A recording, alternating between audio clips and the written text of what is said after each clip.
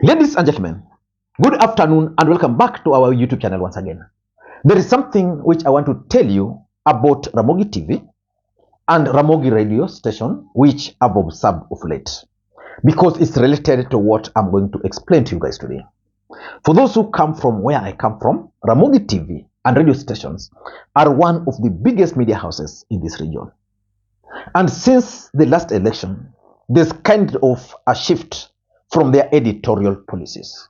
Of late, if you switch on to Ramogi TV or Ramogi Radio, the chances of you meeting a UDA leader or a UDA advocate or activist on the radio station or TV station is very high. The other day, they invited Mwalimu Owedi, who is one of the biggest critics of Raila Odinga, to the radio station, and they really popularized that show. So the truth of the matter is that there is a shift, and that shift is informed by other factors. Ramogi Radio and TV are owned by Royal Media Services, SK Macharia. The truth of the matter is, ahead of 2022 general election, SK Macharia supported Raila Odinga's bid of becoming the president of the Republic of Kenya. He was part and parcel of Mount Kenya Tycoons. To them in office unless they change. So after we have elected them, which we don't expect, I just want to thank a few people who have organized this event, to have this last meal. Not last meal because we are going to heaven or we are going to die. It's because we are going to elect a president and a deputy president, whom we are, and we have both of them here with us, and expect that they are going to give us a meal in the State House. That's the promise. The donors, of course, have been thanked, those who are here and those who are not here, but they have made a contribution one way or the other. The resource mobilization group team that was appointed late at the early beginning, early this year, and has been mobilizing resources. There is a board led by Mlevi, who is here with us. There is the secretariat led by Mrs. Mayor. The actual organizers of this event, led by Betty Montet. SK Macharia was one of the Mount Kenya Tycoons under the banner of Mount Kenya Foundation, who fully supported Raila Odinga's bid of becoming the president of the Republic of Kenya. But I'm reading in the dailies that Mount Kenya Tycoons are already leaving Raila Odinga and are now trooping to William Ruto's side. So in this video, I want us to do a critical analysis why Mount Kenya Tycoons are dumping Raila Odinga, because we all know that in politics there are only two constants. The first constant in politics is interest. As long as Raila Odinga is no longer serving the interest of Mount Kenya Tycoons, there is no way you can expect them to continue with Raila Odinga. And because now their interests are being served on the other side, most of them will definitely dump Raila Odinga. But before we get into all those, in case you're watching this channel for the first time, please take a second or two, click that subscribe button so that next time we produce a video like this, YouTube will automatically notify you. And to the subscribers, I want to continue thanking you guys for your continued support, because without that support, this channel cannot be where it is. Ladies and gentlemen, without any further ado, allow me to dive in. Let me take you back again a bit to June last year. For those who follow SK Macharia, because this is one guy who did everything for Raila Odinga. For those who follow SK Macharia, in June last year, he went to State House for a meeting with William Ruto. Of course, his photo with William Ruto was never leaked, but a photo of him in State House with Emmanuel Talam, who is one of the communications officers at State House, was leaked by the very people he went to meet. And you also remember that in December 2021, the Mount Kenya Foundation, which is a grouping of Mount Kenya Tycoons, called for a press conference. And in that press conference, they officially declared their support for Raila Amolo Odinga. And for me, that was the moment I knew that Raila Odinga was going to become the next president of the Republic of Kenya. It never happened. Raila Odinga never became the president, but their support could be seen with the way Raila Odinga's campaign was heavily funded. The purpose of today's meeting, we have been explained by Titus, is for us to host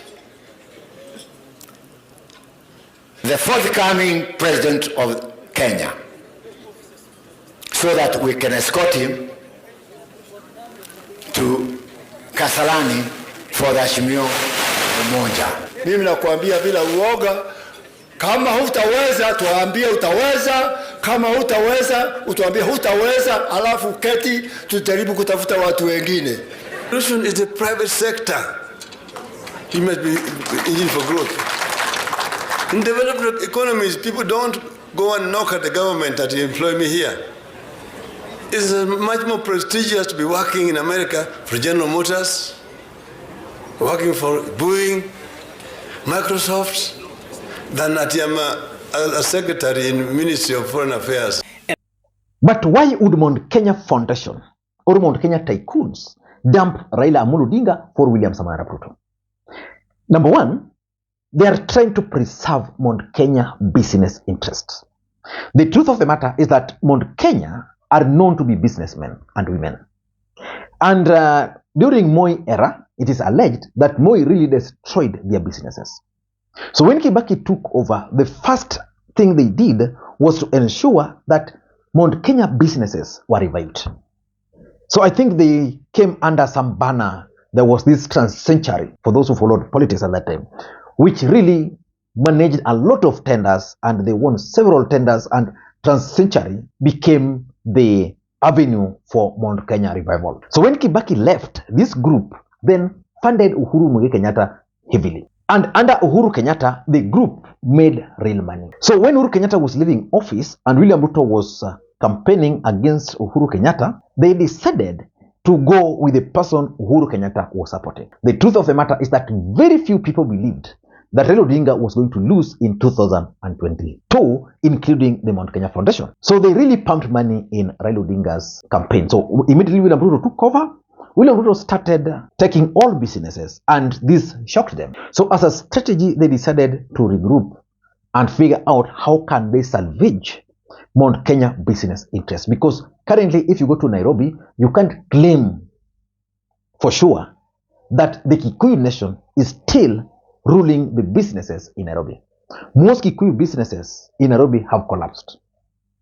In fact, if you go to Nairobi today, I don't think you'll fail to get a Somali-owned business which is doing so well in a place which previously was owned by the Kikuyu nation. So the Somali community is taking over, and this is something that is really worrying these guys. So for them, they believe that if they were to allow Ruto to continue like that, and then they still support Raila Odinga, probably their businesses are going to be destroyed. So that's why most of these guys have said, for us, we are working with the government. They can't. You see, the truth is, big businesses cannot work outside the government, because government is the biggest supplier. So if you want a contract, government. If you want this, government. If you want to supply fertilizer, government. If you are a farmer, you want to sell your produce, government is the best person to sell to. So they want to try and preserve Mount Kenya businesses, and that can only happen if they work with the government. If they don't, William Ruto is going to destroy them. In fact, I was reading the other day that Mount Kenya used to lead in churches. Currently, the churches war and Ezekiel have taken over. They used to lead in businesses. The businesses currently are being taken over by the Somalis. So they used to lead in terms of politics. Currently, how wamekuwa bibi za Ruto, things like those. So that's number one. Number two, I'm also being persuaded that the reason why these guys are now drifting towards William Ruto is because if you look at Azimio, there is serious disorganization. They are not organized. And because they are not organized, it means there's no clear plan on how they're going to remove William Ruto from power. They don't have a strategy.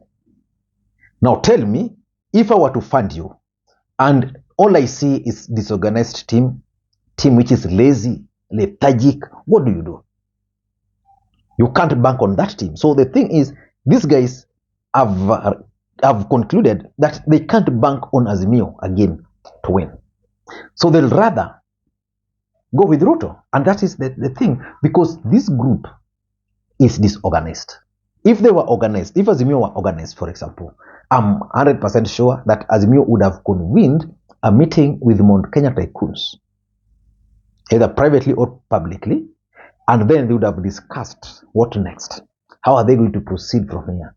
We have these political activities to remove this guy. What can we do? Where did we go wrong? Because you guys really funded us. Where did we go wrong? You know, they've not done that, which means there is serious disorganization. In fact, the reason why Azimio is still together is because of Raila, and the reason why Raila Odinga still has support is because he has followers, people who just believe in him. But the truth is, there is serious disorganization in Azimio as far as Kenyan politics is concerned. Number 3 is the 2027 presidential projection. Now, if you are a businessman and you want to pump your money in Kenya, and that money, pumping that money, is going to depend on who is likely to be elected in 2027. Then you look at Azimio and then you look at Ruto. How would you conclude, or what would you conclude? The truth of the matter is that as we speak in the Republic of Kenya, William Ruto is very unpopular. And the other truth is that William Ruto is the easiest president to remove from office via ballot. But is Azimio focused to remove him? Are they prepared to remove William Ruto from office? So these business tycoons have just looked at it and they said, okay, from the way we are seeing Azimio, they can't. So Ruto is definitely going to be re-elected. So if you can't beat them, what do? You join them.